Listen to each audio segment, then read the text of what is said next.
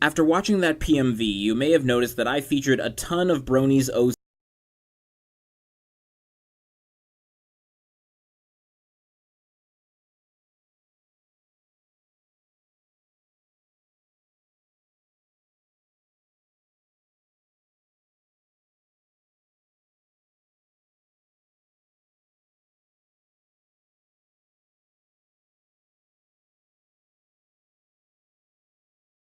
Exactement ce qui est écrit, comme ça je ne prends pas de risque. L'accusation de neurosexisme selon laquelle identifier des différences dans le cerveau entre les sexes peut servir à légitimer les rôles qu'impose la société est-elle justifiée dans certains cas?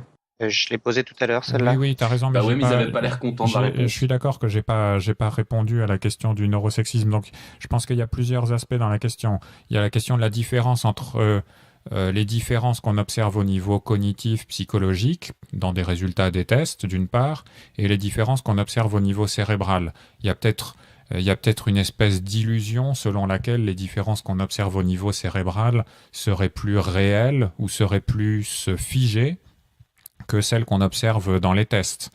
A priori, c'est pas le cas. L'un est le pendant de l'autre, mais il n'y a pas de véritable différence qualitative. Les deux ont la même valeur, si vous voulez, c'est à deux niveaux de description distincts. Et donc, en fait, ce qui se passe, c'est que dans l'esprit de beaucoup de gens, la plupart des gens dans le public, les journalistes et même une partie des scientifiques, ce qui est biologique a l'air d'être figé et déterminé. Et surtout si c'est dans le cerveau, et a fortiori si c'est dans le génome, alors ça veut dire que plus rien ne peut changer. Et c'est une perception qui est totalement fausse. Ce qu'on observe dans le cerveau, c'est dans une certaine mesure malléable par l'expérience, et même ce qui est codé dans les gènes, ça n'écrit pas le destin de l'individu. Donc, si on étudie des différences psychologiques entre les hommes et les femmes ou n'importe quel groupe, ces différences peuvent avoir évidemment différentes origines, génétiques, hormonales, environnementales, l'éducation et tout ce que vous voulez, et on ne le sait pas juste en mesurant ces différences. Le fait de trouver une base cérébrale à ces différences, enfin en tout cas des corrélats cérébraux de ces différences, et même des corrélats génétiques de ces différences, ne suffisent pas à dire que ces différences sont absolument innées, immuables, et qu'on ne pourra jamais les modifier. C'est pas du tout le cas. Donc il faut vraiment que les gens se sortent de la tête une vision très déterministe de la biologie. Les facteurs biologiques sont juste un des éléments qui influencent notre cerveau et ce que nous sommes. Et puis il y a aussi les facteurs environnementaux qui ne sortent jamais du cadre. Et donc, par conséquent, l'idée que parce qu'on a trouvé des différences cérébrales entre hommes et femmes, ça légitimerait une forme de sexisme. En fait, il y a encore un autre sophisme là-dedans qui est de confondre explication et justification. Parce que trouver l'explication d'une différence, c'est pas pour autant que ça la justifie. Il y a des tas de choses dans la nature humaine qui sont pas très reluisantes, et c'est pas donc par exemple l'agressivité, la violence, etc.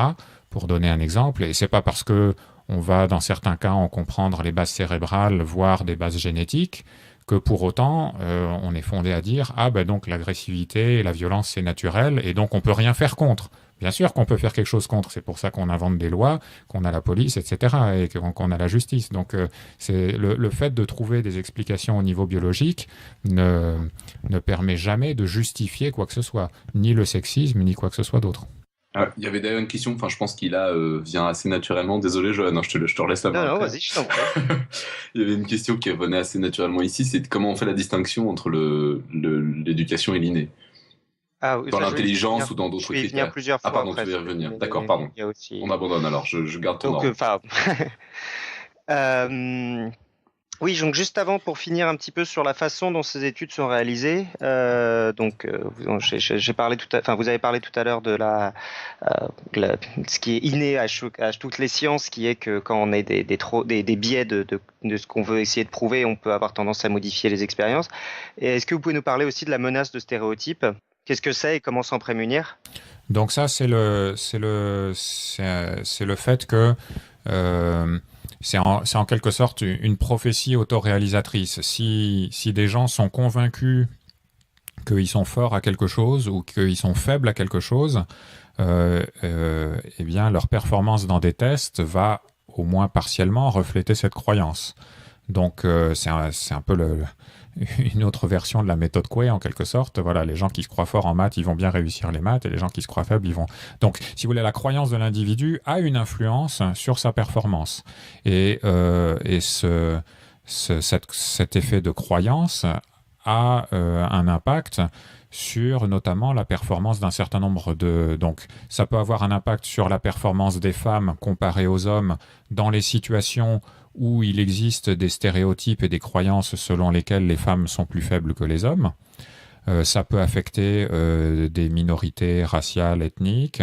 Ça peut affecter tout un tas de groupes. N'importe quel groupe ou n'importe quelle personne sur laquelle pèsent des stéréotypes ou des croyances sur leur performance peuvent être victimes de cette menace de stéréotypes. Et donc il y a des expériences célèbres qui montrent que finalement si on fait passer des tests de maths assez difficiles à des étudiants, hommes et femmes, selon qu'on leur dit voilà un test de maths dans lequel les hommes sont plus forts que les femmes, ou qu'on leur dit voilà un test de maths dans lequel les hommes et les femmes ont la même performance, eh bien le résultat qu'on obtient est exactement conforme à ce qu'on a dit aux participants. Ceci pour dire que voilà, la performance qu'on mesure dans les tests, comme tout ce qu'on mesure, c'est pas déterminé uniquement par les capacités intrinsèques de la personne. La personne, elle a une performance à un moment donné dans la situation de test donnée, et cette performance, elle va être influencée par tout un tas de facteurs, y compris les croyances qu'elle a dans la tête en ce moment-là, les conditions expérimentales dans lesquelles elle passe le test, etc. Et qu'il est possible qu'une partie des différences qu'on observe entre les hommes et les femmes soit due à ce genre d'effet de croyances et de stéréotypes, surtout si on n'a pas fait bien attention à essayer de neutraliser en quelque sorte ces stéréotypes dans la situation de test. Et donc, dans toute cette littérature sur les différences entre les sexes, effectivement, ça a été un grand débat de savoir si toutes les différences qui avaient été rapportées entre les hommes et les femmes étaient dues simplement à un effet de stéréotype ou pas. Et la réponse est non. Enfin, une partie de ces différences peut être expliquée par des effets de stéréotypes, mais certainement pas tous.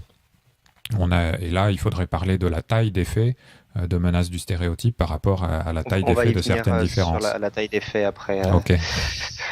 Donc maintenant qu'on a essayé un petit peu d'ouvrir sur comment sont réalisées ces recherches, donc je voulais un peu venir à quelques différences comportementales qui ont été définies. Donc est-ce que vous pouvez déjà en donner quelques-unes, des différences comportementales hommes-femmes avérées? Alors la principale, c'est l'orientation sexuelle.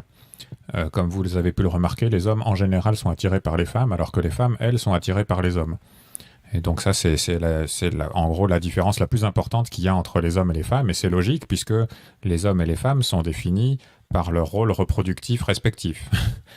Donc c'est pas très étonnant.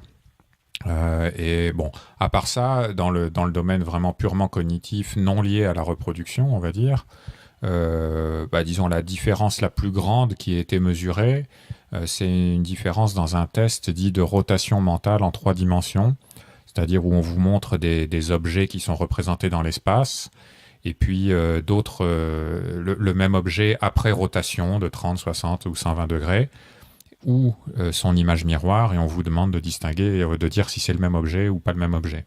Donc c'est une tâche qui implique de faire tourner mentalement cet objet dans l'espace, et là on trouve que les hommes sont plus précis et plus rapides que les femmes en moyenne, avec une taille d'effet qui est tout à fait respectable.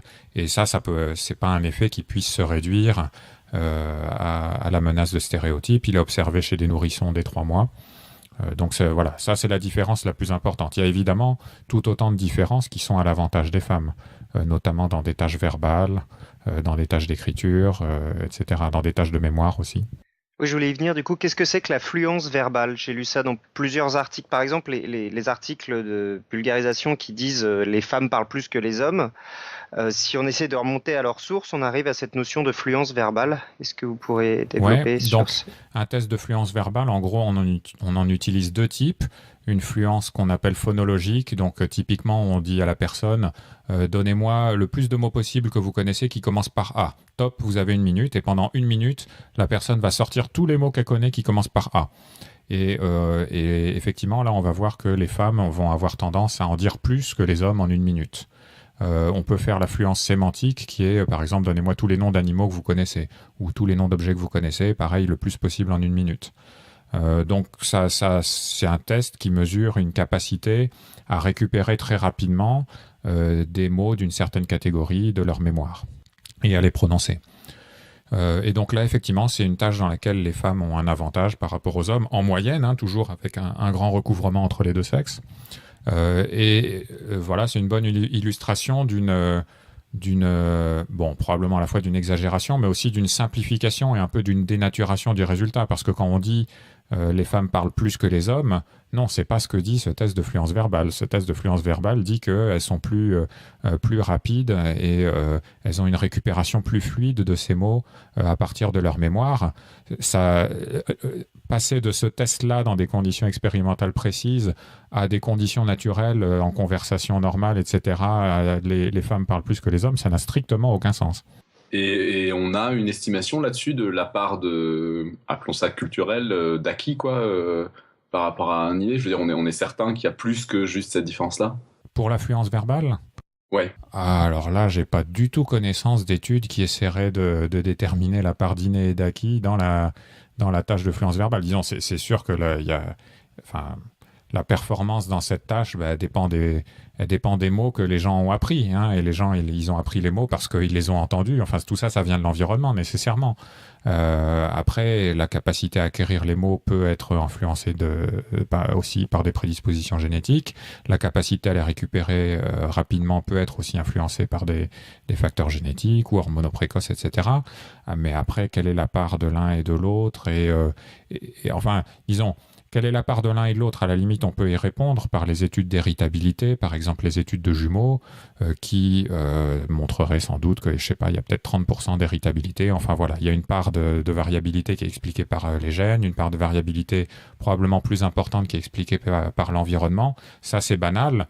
Mais après, sur la différence entre les hommes et les femmes dans la performance à ce test, quelle est la part on va dire, de biologique précoce et quelle est la part d'éducation et d'entraînement, etc. Là, j'en ai pas la moindre idée. Je pense pas qu'il existe des données qui répondent à cette question précise. C'est extrêmement complexe de répondre à une question aussi précise que ça. Oui.